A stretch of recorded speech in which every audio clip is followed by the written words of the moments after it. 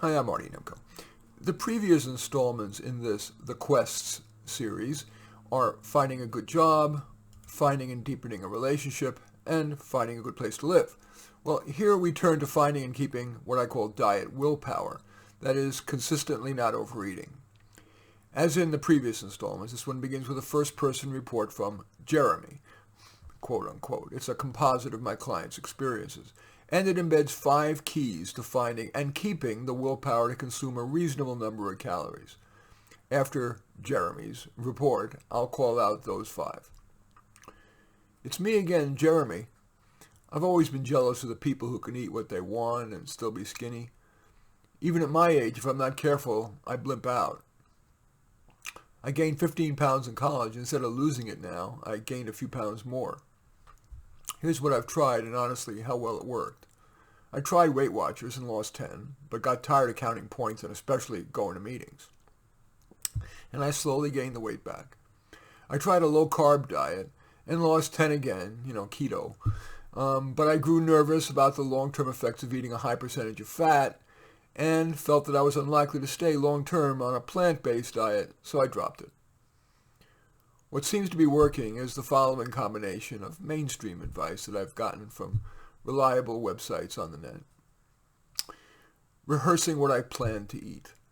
As soon as I start feeling hungry or no mealtime or mealtime is coming, I try, not always successfully, to put on my wise man hat and ask myself what's reasonable. Like Michael Pollan says, a fist-sized piece of meat or fish and a fist-sized carb and as much fruit and vegetable as I want.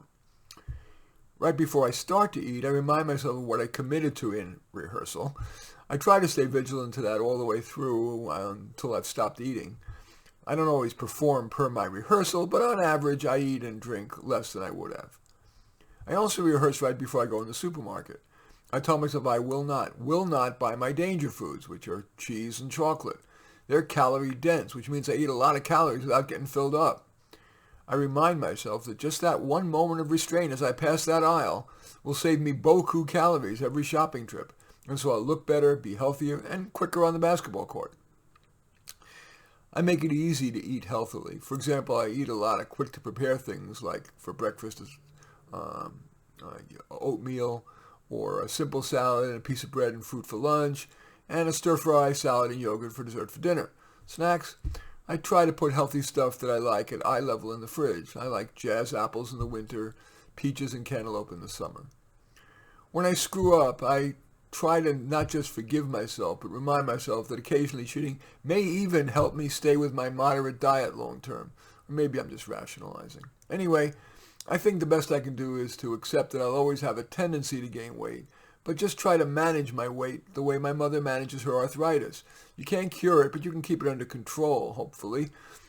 P.S. Eating that way, I lost 8 pounds in 2 months, and in the 6 months since then, I've kept it off. Just don't congratulate me with a membership in the Cheese of the Month Club. Okay, Jeremy's story embeds 5 practices that encourage sustainable weight control. First, moderation is what's usually sustainable. Just nibble around the edges, if you will, of your eating. Reduce your portion size just a bit. Leave a couple of bites on the plate. And forgive yourself the occasional cheat. That's more sustainable than fad diets and programs usually are. Rehearse. When you start to feel hungry, you know that mealtime or a restaurant date are coming, picture what the wise one within you would eat. Balance what you love against the calories. Again, moderation is what usually works. Stay vigilant, all the way from before the first bite to when you've stopped eating. Remind yourself of the main reason you don't want to overeat. For some people, it's to look good, others to feel good, others to be more athletic, successful athletically. Even if we've rehearsed at that moment when the food is before us, and especially while we're eating, it's easy to forget about our plan and pork out. 2 steps forward, 1 back. Forgive yourself, get back on the wagon, and all will be okay, or at least okay enough.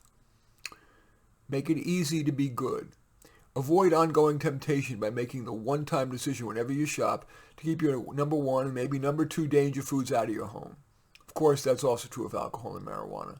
Alcohol lowers your inhibition while you're consuming carbs and empty calories. Cannabis also lowers inhibition and increases your appetite. That's why physicians may prescribe it for patients who need to eat more. On the positive side, keep your favorite healthy snacks eye level. For example, peeled carrots and salsa in the fridge, a bag of unpopped popcorn kernels, and olive oil right next to it on your shelf for popping them. And finally, accept your basic body type, not just height, but what they call somatotype, from skinny to full-figured. We also vary in how easily we gain and lose weight.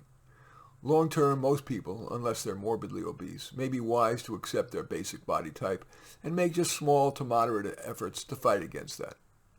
Food is among our great pleasures. George Bernard Shaw wrote, "There is no sincerer love than the love of food." Well, this post's ideas for moderation should allow you to experience the love without the guilt. In any event, I do thank you for watching. I'm Marty Nemko. I welcome your thumbs up and accept your thumbs down.